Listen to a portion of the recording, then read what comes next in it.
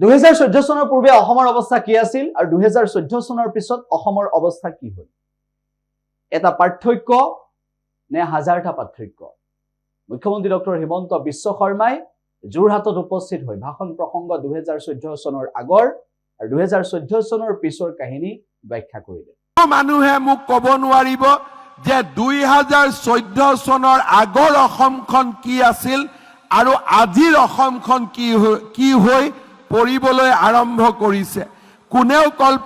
কল্পনা কৰা নাছিল যে বগীবিলৰ দলঙৰ নিৰ্মাণৰ শেষ হ'ব ধলাখদিয়াত দলং নিৰ্মাণ হ'ব কোনেও ভবা নাছিল মাজুলী যোৰহাটৰ ওপৰত ব্ৰহ্মপুত্ৰৰ দলং হ'ব কোনেও ভাবা নাছিল কাজিৰঙাৰ ওপৰত এলিভেটেড কৰিডৰ হ'ব কোনেও ভবা নাছিল যে অসমৰ প্ৰতিখন জিলাতে একোখন বিশ্ববিদ্যালয় হ'ব পাৰে কোনেও চিন্তা কৰা নাছিল যে আমাৰ অসমতে অৰুণোদয় দৰে আঁচনি হ'ব পাৰে আৰু অৰুণোদয় আঁচনি আজি লৈ গৈ মধ্যপ্ৰদেশ মহাৰাষ্ট্ৰ পশ্চিমবংগ আৰু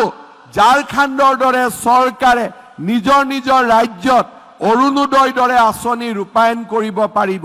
অসমে আগতে আন ৰাজ্যৰ পৰা শিকিছিলে কিন্তু আজি আমাৰ অসমে ভাৰতৰ আন ৰাজ্যবোৰৰ কাৰণে বিকাশৰ ক্ষেত্ৰত আদৰ্শ ৰূপে প্ৰতিষ্ঠা হৈছে আজি আমাৰ বাবে আমাৰ ৰাজ্যখনৰ বাবে এই গোটেই সময়ছোৱা হ'ল এক গৌৰৱৰ সময় আমাৰ ৰাজ্যখনক আগবঢ়াই লৈ যোৱাৰ সময় আজি ভাৰতত কোনো ৰাজ্য বিচাৰি নাপাব য'ত দুখীয়া মানুহক বিচাৰি ৰেচন কাৰ্ড দিয়া হয় য'ত দুখীয়া মানুহক বিচাৰি অৰুণোদয় দিয়া হয় যিখন ৰাজ্যত দুখীয়া মানুহক ভূমিহীন মানুহক বিচাৰি মিছন বসুন্ধৰা দিয়া হয় আমাৰ এইখন ৰাজ্য যিখন ৰাজ্যত ছোৱালীক বিনামূলীয়া ছাত্ৰ ছাত্ৰীক বিনামূলীয়াকৈ কলেজত নামভৰ্তি কৰি দিয়া হয় আৰু এইখনে এখন ৰাজ্য যি ৰাজ্যত কলেজত পঢ়িব গ'লে কলেজৰ প্ৰিন্সিপালক টকা দিব নালাগে উল্টাই চৰকাৰে বেংক একাউণ্টত ছোৱালীৰ বেংক একাউণ্টলৈকে টকা পঠিয়াই দিয়ে এইখনে আমাৰ ৰাজ্য যিখন ৰাজ্যত সুদীৰ্ঘ কংগ্ৰেছৰ শাসনকালত আমি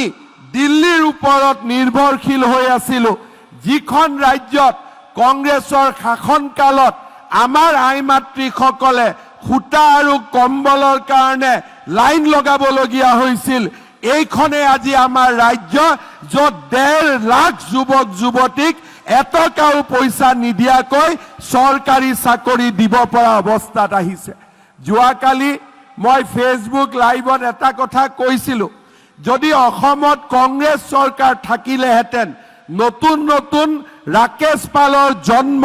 প্ৰতিটো মাহতে হ'লহেঁতেন প্ৰতিটো বছৰে হ'লহেঁতেন এপিএছচিৰ পৰীক্ষা দিয়াৰ পিছত মানুহে টিভিত চালেহেঁতেন কোন মন্ত্ৰীৰ ল'ৰাই চাকৰি পালে কোন অফিচাৰৰ খুলখালিয়েকে চাকৰি পালে কিন্তু যোৱা 3 বছৰত কংগ্ৰেছৰ সেই দৃশ্যৰ পৰিৱৰ্তে আজি আমি এনেকুৱালৈকে ৰূপান্তৰ কৰিলো এপিএছচি তৃতীয় চতুৰ্থ শ্ৰেণীৰ ৰিজাল্ট দিলে মানুহে টিভিত চাই কোন তৰকাৰী বেপাৰীৰ ল'ৰাই চাকৰি পালে